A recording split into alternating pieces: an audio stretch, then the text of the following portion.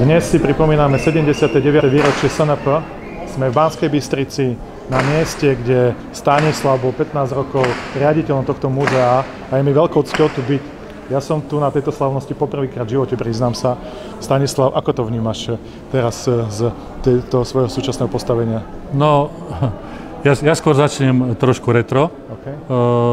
Keď som v roku 2006 nastúpil, tak žiadne centrálne oslavy SMP neboli. Raz za 5 rokov sa tu zišli vládni predstavitelia, ale napríklad v roku 2005 tu boli položené 3 vence. Okres, kraj a mesto Banská Bystrica, to bolo všetko. Ja si myslím, že takáto udalosť ako SMP si zaslúži ďaleko väčšiu úctu. A tak sme na 29. augusta v roku 2006 zvolali všetkých najvyšších štátnych predstaviteľov a takisto aj ambasády. A na naše prekvapenie všetci prišli. 3 roky sme to robili z vlastného rozpočtu Múzea SMP, až potom v roku 2009 vláda prijala uznesenie, kde poverila Múzeum SMP organizovaním oslav. Ja sa ale vrátim k jednej veci, ktorá je pre mňa absolútne podstatná. To, či sa niekto hlási k odkazu SMP, alebo o ňom hovorí ako o čiernom dni povstania, je veľmi dôležité z hľadiska jeho politickej orientácie.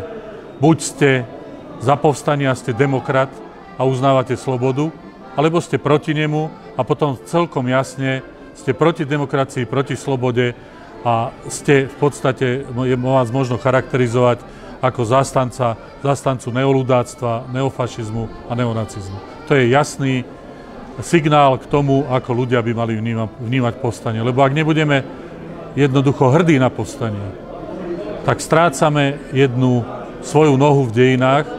Povstanie je najvýznamnejšou udalosťou aj podľa ľudí, lebo sme robili prieskum, v 20. storočí na Slovensku.